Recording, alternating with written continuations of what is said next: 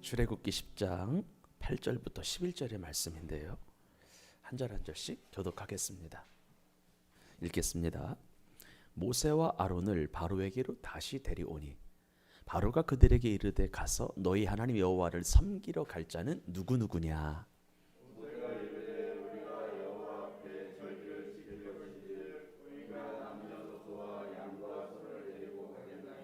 바로가 그들에게 이르되 내가 너희와 너희 어린아이들을 보내면 여호와가 너희와 함께함과 같으니라. 보라, 그것이 너희에게는 나쁜 것이니라.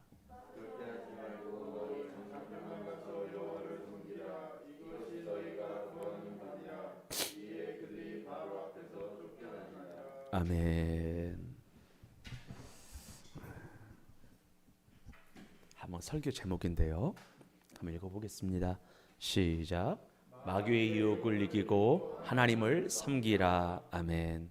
여러분들, 그리고 아직 설교 시작하기 전인데 혹시 아주 중요한 연락이 아닌 분들 빼고는 핸드폰을 좀 꺼주셨으면 좋겠습니다. 정말이에요. 뭐 여자친구랑 잠깐 톡 안 해도 되죠? 뭐 회사에 급한 일이 없으시죠? 예, 여러분들 꼭 해주시기를 바랍니다. 예.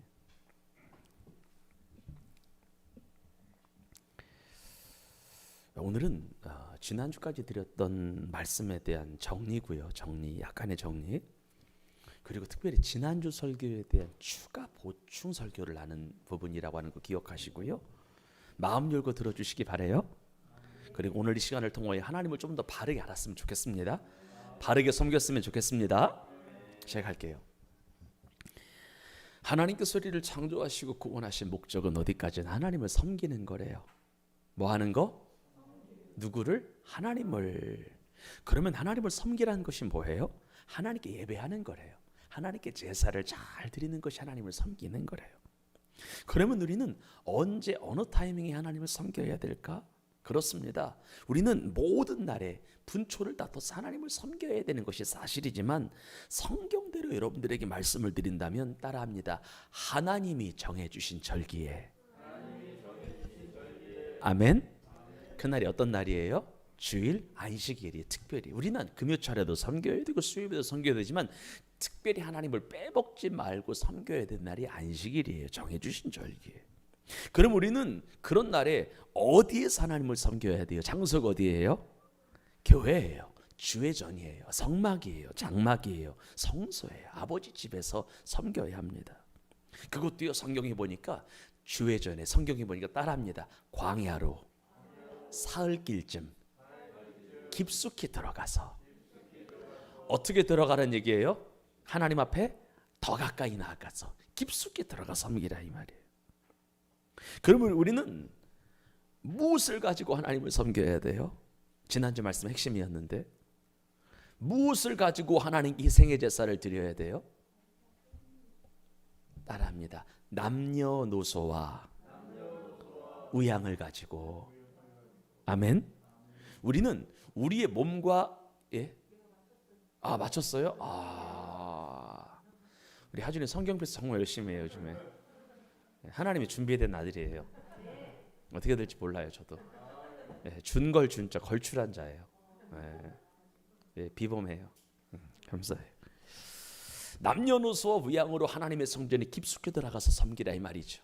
남녀노소라면 우리의 몸과 예물을 가지고 단순한 몸이 아니에요.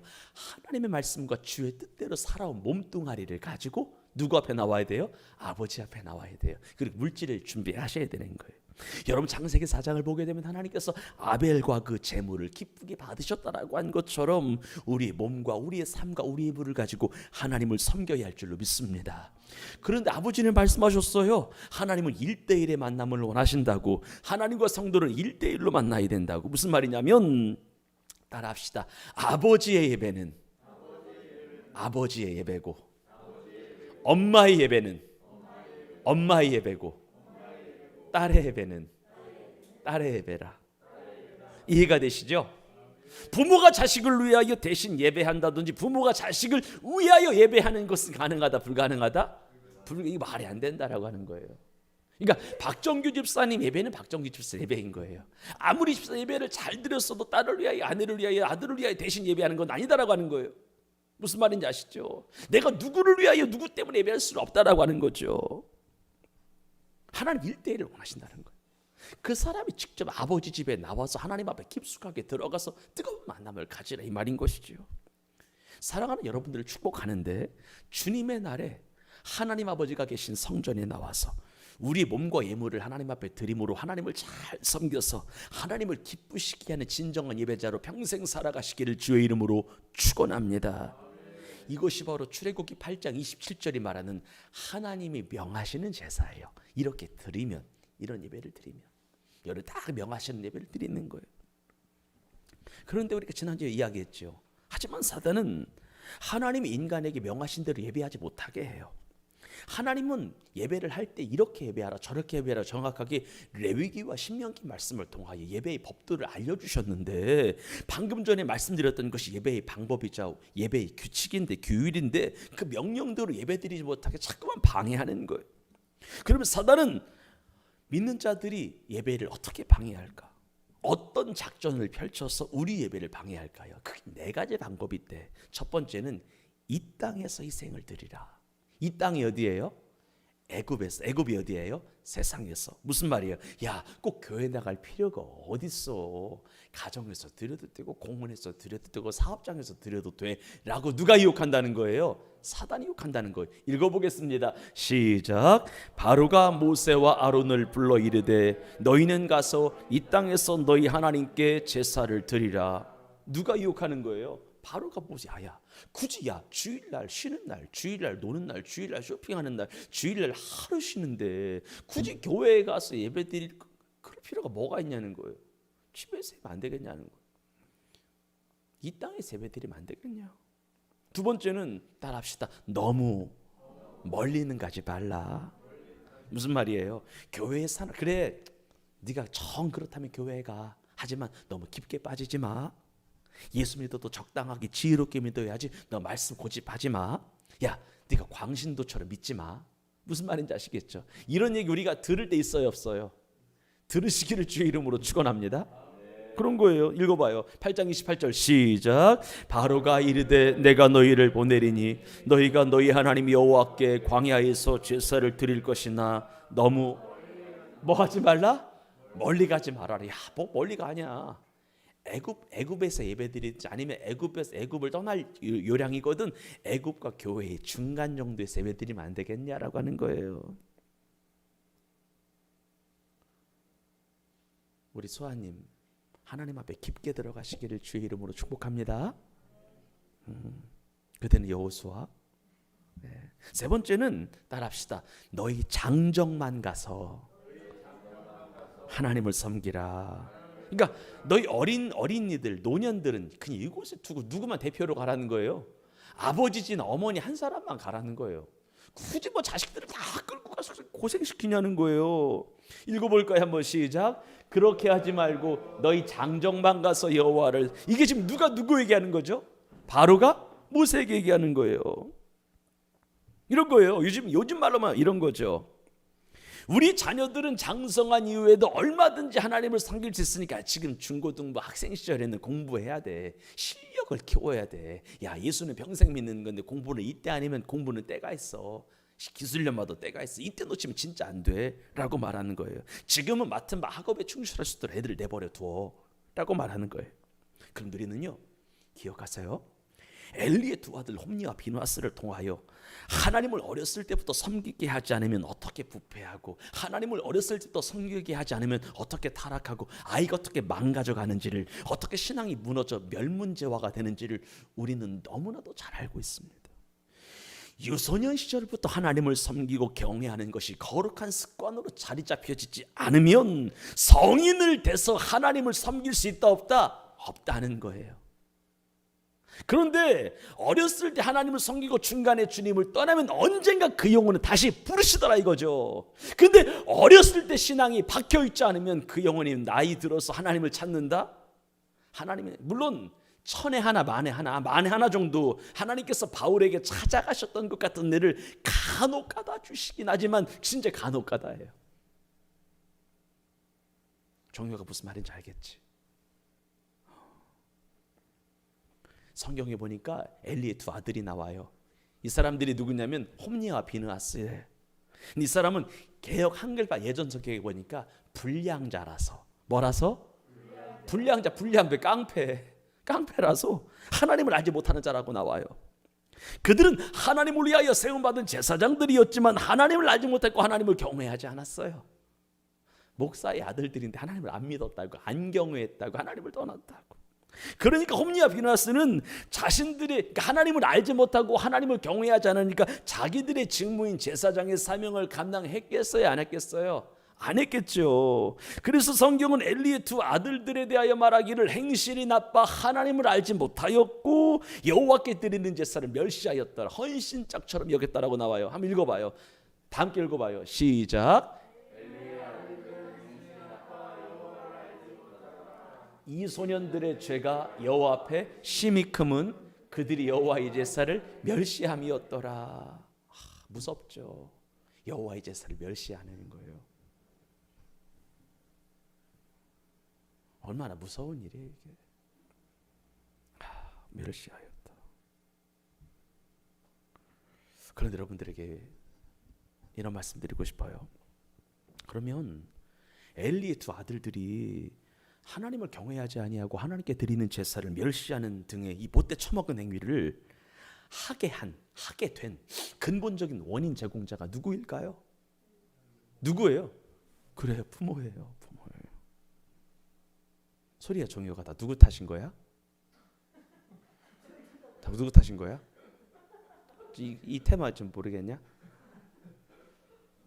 너희들이 신앙이 잘못되고 너희들이 문제가 일으키는 누구 탓인 거야 다? 그래요.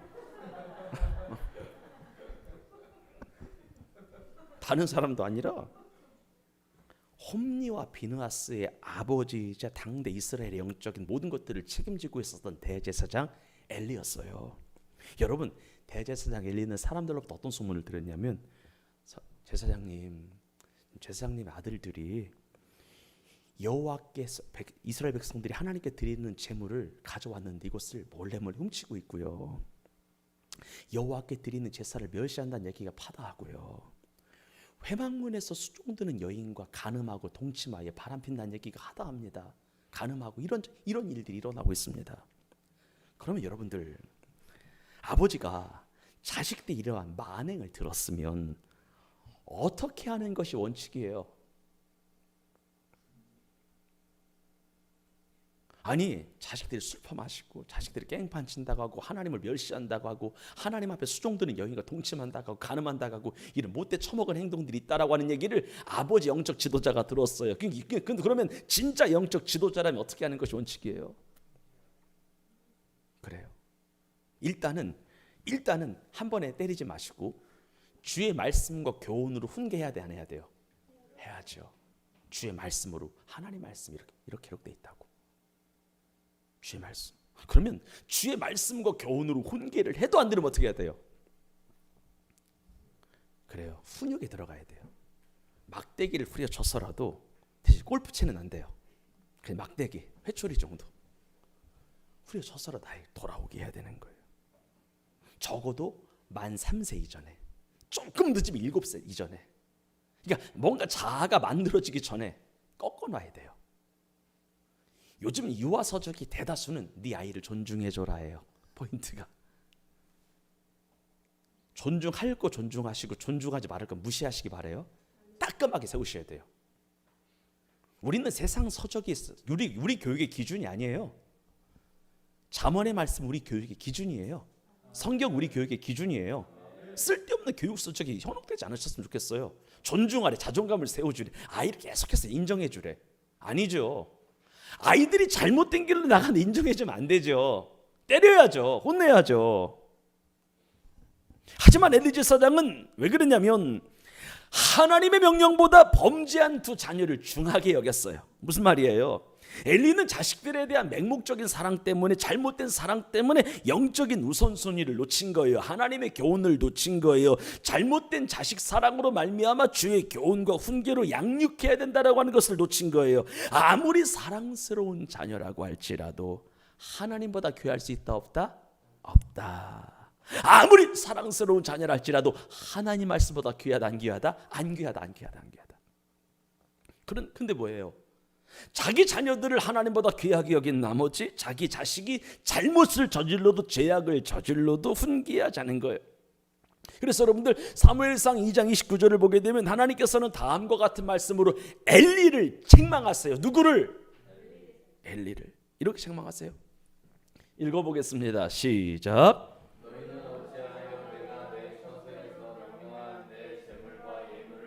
밟느냐의 업무는 멸시하냐라고 나와요. 그 다음 읽어요. 시작. 내 아들들을 뭐하게 여겨? 중히 여겨. 중히 여겨. 이게 문제인 거예요. 우리나라 기독교 교육 문제. 중히 여긴다라고 하는. 계속 읽어요. 시작. 내 백성 이스라엘이 드리는 가장 좋은 것으로 너희들을 살찌게 하는도다. 이스라엘 백성들이 내게 바쳐지는 모든 재물 가운데서 좋은 거는 골라가 자기 주머니에 넣으니까 왜 살찌게 하였냐고. 사랑하는 여러분들, 이스라엘 백성들이 제물로 드리는 것, 그리고 제물로 드리는 것 중에 가장 좋은 거 다 누구 거예요? 하나님 거가 맞아요. 두말할 나위 없이 하나님 거예요. 그런데 가장 좋은 제물을 당대의 제사장이며 엘리 아들들인 홈리와 비누아스가 착복을 했다는 거예요. 이게 문제죠. 그러면 아버지가 자식들의 악행을 발견을 했을 때에 어떻게 하는 것이 하나님을 아는 진짜 부모의 모습일까요? 그래요. 평신도 성도들은 그렇다 치더라도, 그럴 수 있다 치더라도 적어도 주의종의 가정만큼은, 아버지 대제사장이니까 주의종만큼은 이것을 마땅히 시정했어야 했어요. 엄히 책망하고 엄히 징계하여 하나님의 공의를 세웠어야 했어요. 여러분, 한 다리 부러지고 천국 가는 것이 두 다리로 지옥 가는 것보다 낫습니다. 한 눈 뽑히고 천국 가는 것이 두 눈 멀쩡하게 지옥 가는 것보다 낫습니다. 절대로 종아리 때린다고 안 죽어요. 죽어요 안 죽어요? 안 죽어요. 2, 3일이 회복돼요. 물론 중고등부 시절에 때릴 수 없어요. 이 얘기는 초등학생 이하 말하는 거예요. 하지만 엘리는 안 그랬어요. 두 아들을 너무나 사랑했어. 중하게 여겼어. 잘못된 사랑인 거죠. 두 아들들을 하나님보다 귀하게 여겼어요. 말하자면 엘리는 자식들에 대한 잘못된 애정, 사랑 때문에 하나님보다 자식들을 더 귀하게 여긴 나머지 우선순위를 놓친 거예요. 여러분 자녀에 대한 부모의 마음은 똑같아요. 자기 자식은 눈에 넣어도 안 아픈 자식들이에요. 하지만 그렇게 사랑스러운 자녀일지라도 하나님보다 귀할 수는 없어요. 왜냐하면 자식까지도 하나님이 주신 것이기 때문이고 자식도 하나님의 소유이기 때문입니다. 그러므로 이 사실을 너무나도 잘 알고 있었던 아브라함은 100세 때 얻은 이삭을 하나님께서 요청하셨을 때에 드린 거예요. 조금망스럽이 드린 거예요. 그리고 나서 주님 말씀하셨죠. 이제야 네가 나를 진짜 경외하는 줄 아노라. 아브라함은 삶의 우선순위가 완전히 잡혀 있었던 거예요. 자식도 누구의 것이다? 하나님의 것이다 라고 하는 거예요. 그런데 누구보다 이 사실을 잘 알고 있었던 엘리는 자기 아들들을 너무나 귀하게 여긴 나머지 자기 자식들이 죄를 저질러도 처음에는 나무라다가 어쩔 수 없나 보다 하고 넘어간 거 포기한 거예요. 옆 사람을 축복해요. 자녀 교육 포기하지 맙시다. 우리 솔로들은 마찬가지예요. 후배 교육 포기하지 맙시다. 후배 교육 포기하지 맙시다. 후배들 교육을 포기하지 않으셨으면 좋겠어요. 후배들 포기하면 안 돼요. 그런데 여러분들 이런 게 있어요. 엘리 대제사장이 하나님의 명령보다 하나님의 명령을 범죄하는 두 자식을 징계하자는 결과가 어떻게 됐냐면 너무 참담하고 참혹했어요. 여러분 하나님의 종들은 적어도 주의 종은 가족과 자신의 모든 소유를 뒤로하고 하나님을 따라가는 사람들이에요. 아멘이시지요?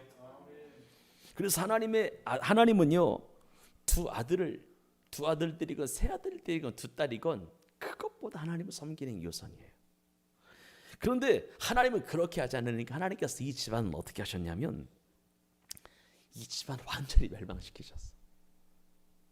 그리고 여러분들 제사장의 직분은 존귀한 직분, 존귀하지 않은 직분, 존귀한 직분이에요. 이 직분을 빼앗아서 다른 사람에게 줬어. 누구에게 줬어요? 사무엘에게 넘겼어, 하나님이. 이게 참 무서운데 읽어봐요 한번. 시작. 너희는 어찌하여 내가 내 처소에서 명령한 내 재물과 예물을 밟으며 내 아들들을 나보다 더 중히 여겨 내 백성 이스라엘이 드리는 가장 좋은 곳으로 너희를 살찌게 하였느냐. 이 30절 시작. 그러므로 이스라엘의 하나님 나 여호와가 말하노라. 내가 전에 내 집과 내 조상의 집이 내 앞에 영원히 행하리라 하였으나 이제 나 여호와가 말하노니 결단코 그렇게 하지 아니하리라. 나를 존중히 여기는 자를 내가 존중히 여기고 나를 멸시하는 자를 내가 경멸하리라. 옆 사람을 진심으로 축복하여 하나님을 존중합시다.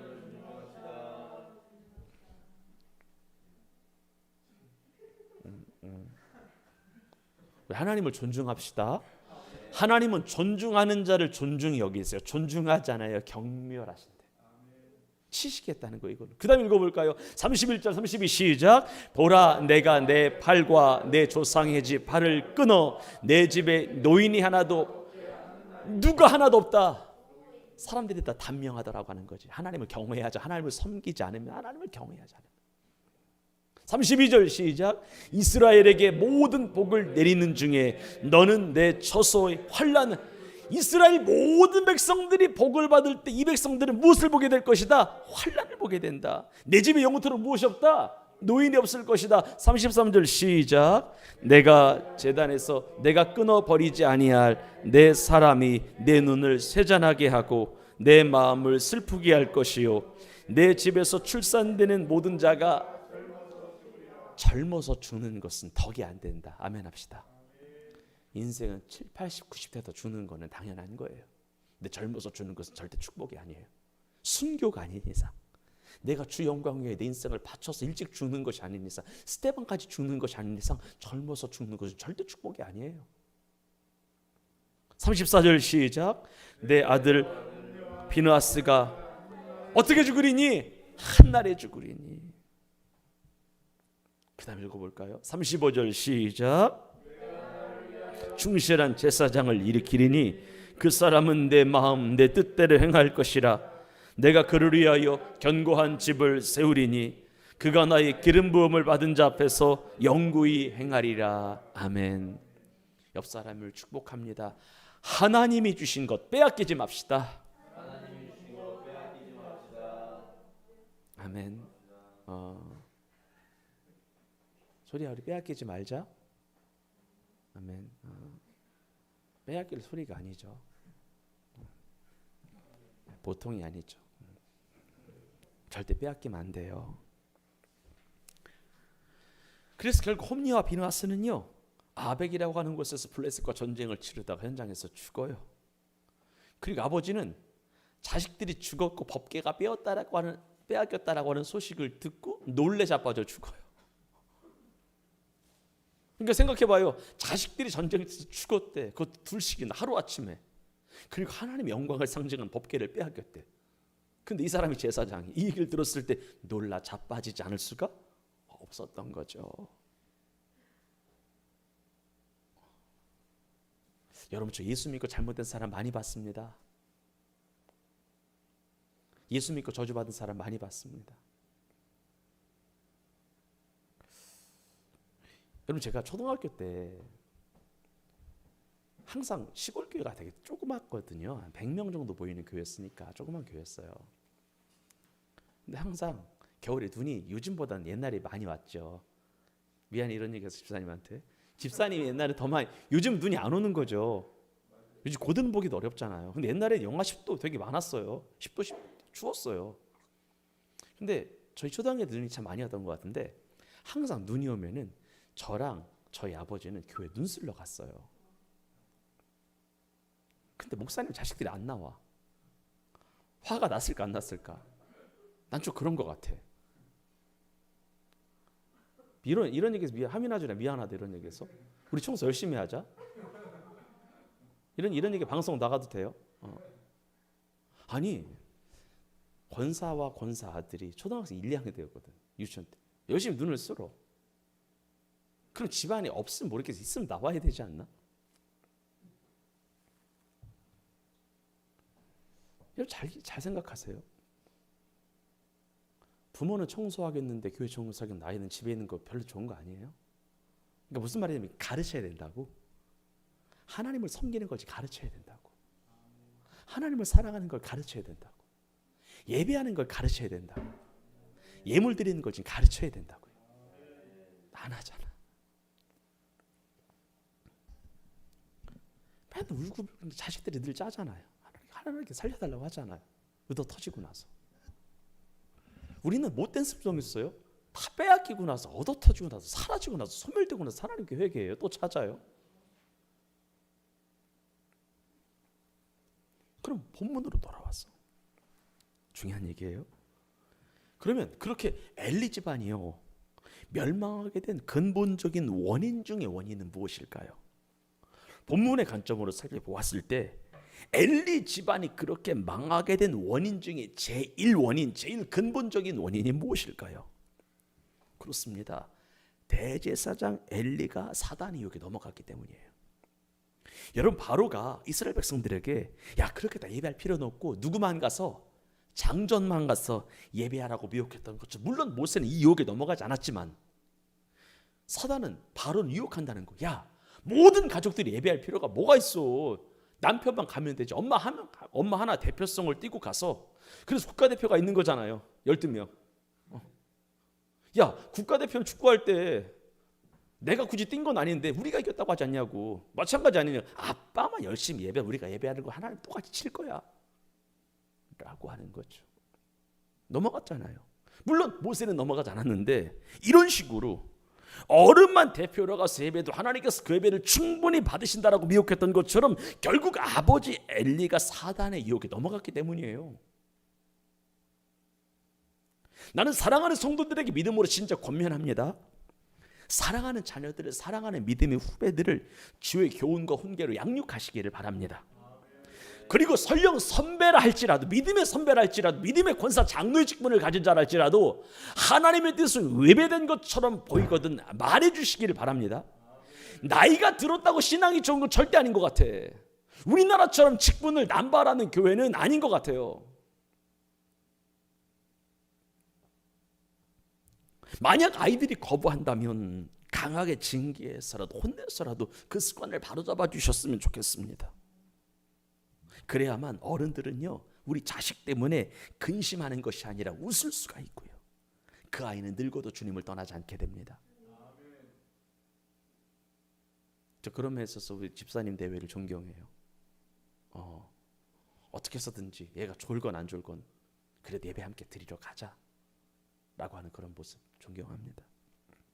성경 읽어봐요. 시작.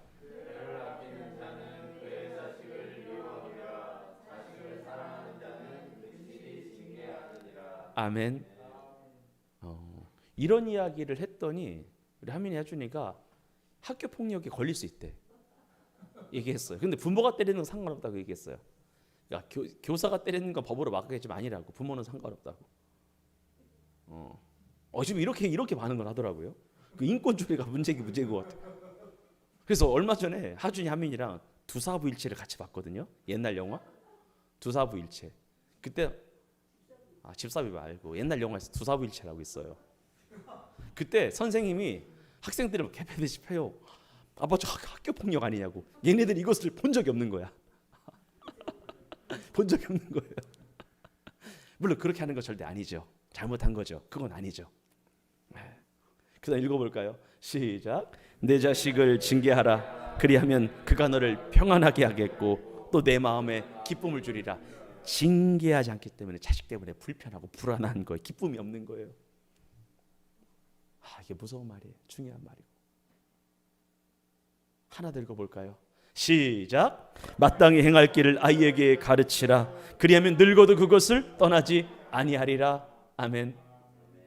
어렸을 때 가르쳐 늙어도 하나님을 안 떠난대. 어렸을 때 안 가르치면 늙으면 하나님을 100% 떠난대. 아니 대학만 가도 떠난대. 아니 취업만 하면 바로 떠난대. 대학생 되면 주님 떠나기 딱 좋잖아요. 우리 종혁이는 그렇지 않겠지만, 종혁이는 하나님을 사랑하는 아들이기 때문에 종혁이도 절대 주님을 떠나지 않겠지만, 다른 사람은 떠나요? 다 떠나요. 10중 8구 떠나요. 예, 학생 회장 했던 애들도 다 떠나더라고. 안 떠난 애들 내가 본 적이 없어. 다 떠나요. 다 떠나요.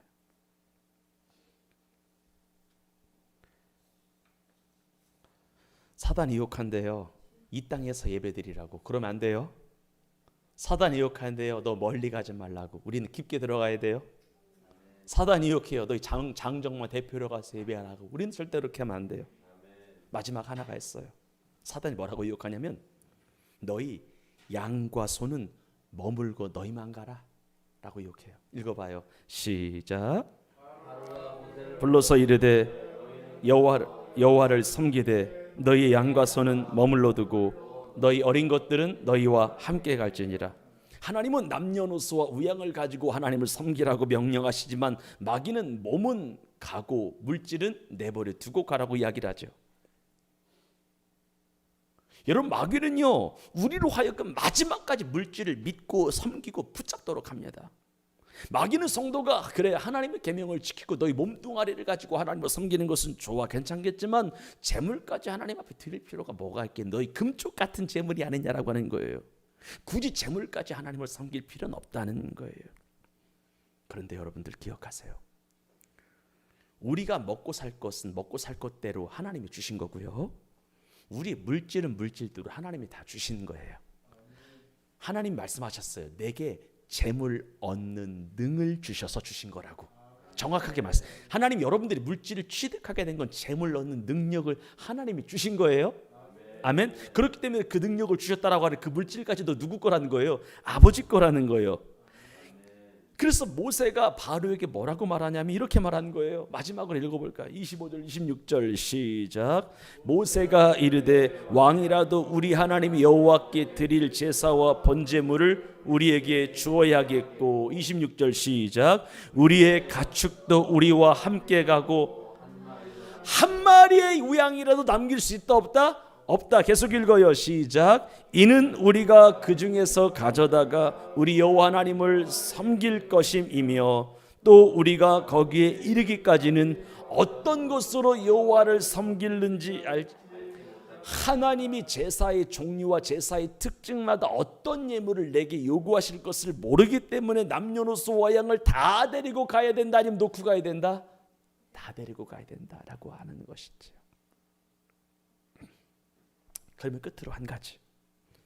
왜 성도들은 물질을 가지고 하나님을 섬기는 것을 힘들어할까요?